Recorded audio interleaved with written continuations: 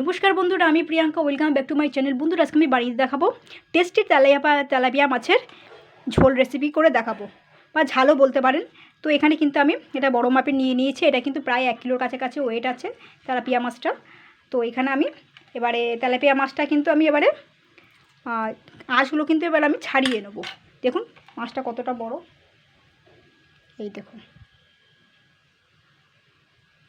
একদম পুরো টাটকা। কিন্তু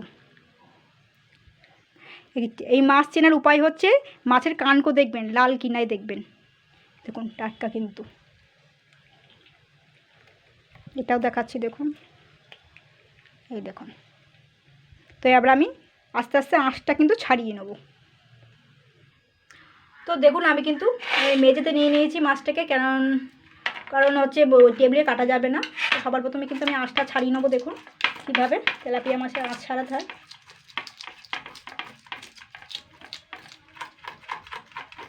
তার জন্য এখানে কিন্তু আমি একটা ছুরির সাহায্যে করে নিচ্ছি, আপনারা চামচের সাহায্যে করতে পারেন। এইভাবে কিন্তু দুই সাইডে কিন্তু আমি মাছের আঁশগুলো কিন্তু ছাড়িয়ে নেব।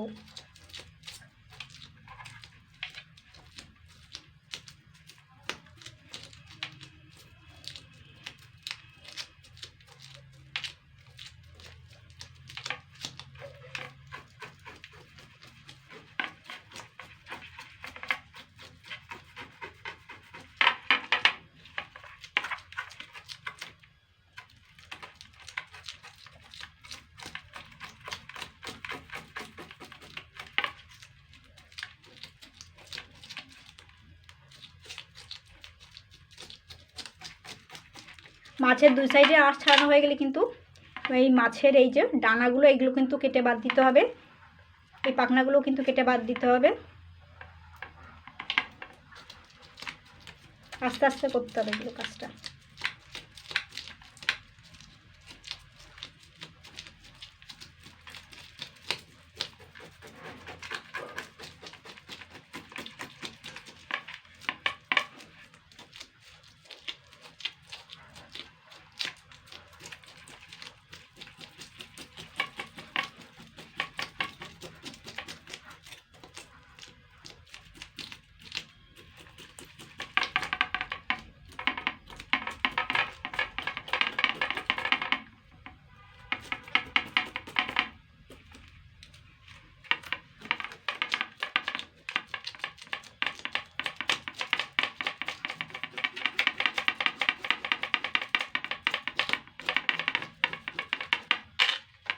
তো আমি কিন্তু এই মাছটা কিন্তু আমি কিন্তু আঁশগুলো সুন্দর করে ছাড়িয়ে নিয়েছি। আর দেখুন পাখনাগুলো আমি কিন্তু কেটে বাদ দিয়ে দিয়েছি। দেখুন এবার আমি মাছটা ভাগ করব। আগে এবারে কারণ করে এই পাশটা কেটে নেব। বটিতে ধার কম, তো ওই জন্য এরকম একটু অসুবিধা হচ্ছে। ধারালো বটি হলে কাটা যায়।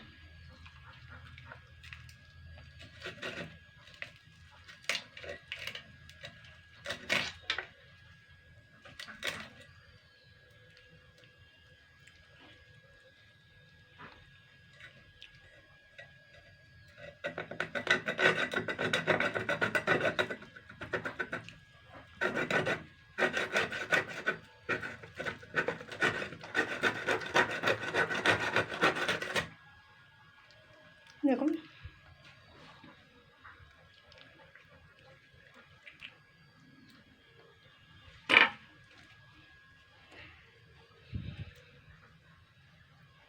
মাছের ডিম আছে, ডিমটাকে আমি বার করে নেব।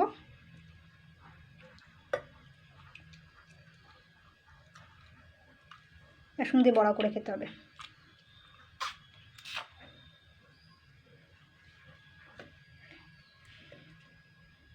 এখান থেকে আমি আরও 2টো পিস বার করে নেবো, 2 পিস।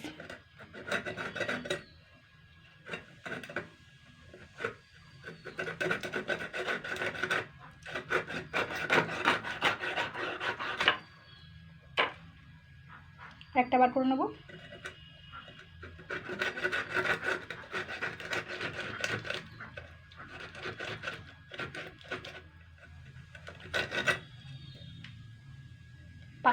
লেজটা কেটে বাদ দিতে হবে। এটা থাকলে থাকবে কেন, এটা আমি বটিতে কাটতে পারছি না, বটিতে একদম ধার নেই। এবার আমি এগুলো মাছগুলো না ধুয়ে ফেলবো।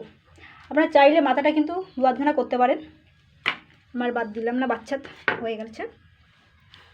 দেখুন মাছগুলো কিন্তু সবগুলো কিন্তু কাটা হয়ে গেছে, 4 পিস মতন, 4 টুকরো মতন করে নিয়েছি। দেখুন কড়াইতে কিন্তু বেশ খানিকটা কিন্তু তেল দিয়ে দিচ্ছি, যেহেতু অনেকটা মাছ। তো এখানে আমি কিন্তু নুন হলুদটা কিন্তু আমি এর মধ্যেই দিয়ে দিচ্ছি, আমি এক্সট্রা করে আর হাতে মাখালাম না, এর মধ্যে দিয়ে দিচ্ছি। এবার আমি মাছগুলো, কেটে রাখা মাছগুলো দিয়ে দেবো।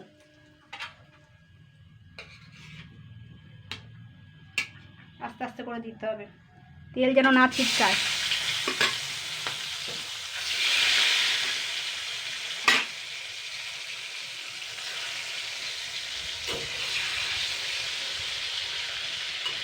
এগুলো কিন্তু উল্টে পাল্টে ভালো করে লাল লাল করে কিন্তু ভাজতে হবে। তো দেখুন এক সাইড কিন্তু ভাজা হয়ে গেছে, এবার আমি এটাকে উল্টে পাল্টে দেবো।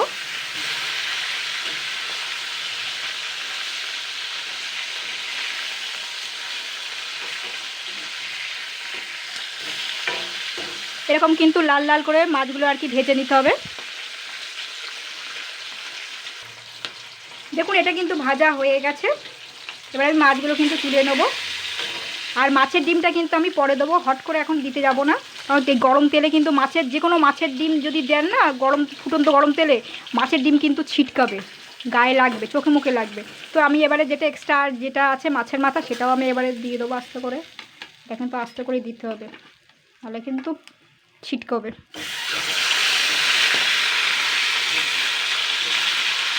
এটা ভেজে নেবো লাল লাল করে। তো দেখুন মাছের মাথাটা কিন্তু আমি খুব কড়া করে ভেজে নিয়েছি।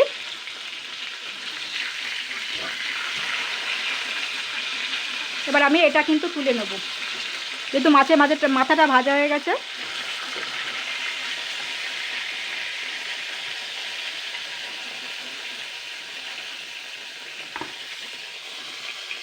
এগুলো সব কিন্তু ভাজা হয়ে গেছে। এবার আমি মাছ ভাজার তেলে একখানা বড় সাইজে পেঁয়াজ কুচানো দিয়ে দিচ্ছি। এটা কিন্তু আমি মিডিয়াম তেলেই করব, মানে ভাজাটা। এটাকে জাস্ট 2 মিনিট মতন হালকা নাড়াচাড়া করে নেবো কিন্তু। তো দেখুন পেঁয়াজটা কিন্তু সুন্দর হালকা ভাজা হয়ে গেছে। এবার আমি এখানে 2খানা তেজপাতা চিড়ে দিচ্ছি। আর এখানে কিন্তু আমি দেখুন মশলা নিয়েছি, 1 চামচ কাশ্মীরি লঙ্কা গুঁড়োর পাউডার নিয়েছি, এটা কিন্তু কালারের জন্য নিয়েছি। 1 চামচ আদা বাটা রসুন বাটা, মানে 2 চামচ নিয়েছি। 1 চামচ আদা বাটা রসুন বাটা 1 চামচ, আর বেসন গুঁড়ো নিয়েছি 2 চামচ, চিনি 1 চামচ, নুন সামান্য স্বাদ মতন, হলুদ সামান্য নিয়েছি, আর জিরা পাউডার নিয়েছি 2 চামচ, আর একটা কাঁচা লঙ্কা নিয়েছি। এগুলো কিন্তু আমি জল দিয়ে গুলে নেবো। দেখুন আমি এর মধ্যে জলের মধ্যে মিশিয়ে নিয়েছি। এবার আমি এটাকে কিন্তু আমি দিয়ে দেবো, এর মধ্যে যা থাকবে সব দিয়ে দেবো পরে। তো এটাকে আমি জাস্ট 2 মিনিট মতন কষিয়ে নেব। এখানে কিন্তু আমি টমেটো কেচাপ নিয়েছি একটা, এতে কিন্তু কালারটা কিন্তু ভালো আসে, মাছের ঝোলের কালারটা। এবার আমি এটাকে ভালো করে কষিয়ে নেব। তো দেখুন মশলাটাকে কিন্তু কষিয়ে আমি জলটাকে কিন্তু টানিয়ে ফেলেছি। এবার আমি এতে এই 1 বাটি সমান আমি জল দেবো, মানে এটা ধরুন 1 গ্লাসই জল। এবার এই জলটাকে আমি, এবারে জলটা আগে ফুটবে, তারপরে মাছগুলো দেবো। এখনও মশলা দেবো নামানোর আগে কয়েকটা, আগে এটাকে ফুটবে, তারপরে ঝোলটা কিন্তু অনেকটাই ঘন হয়ে যাবে আর হেভি টেস্ট হবে। দেখুন ঝোলটা কিন্তু ফুটে গেছে, মাছ ভাজাগুলো দিয়ে দেবো, আর এই মাছের ডিমটা এটাও কিন্তু আমি ঝোলের মধ্যে দিয়ে দেবো। আমি কিন্তু নুন মিষ্টিটা মানে আমার পছন্দ মতন আমি দিয়েছি। এরপরে আমি একটু ম্যাগি মশলা দিয়ে দিচ্ছি,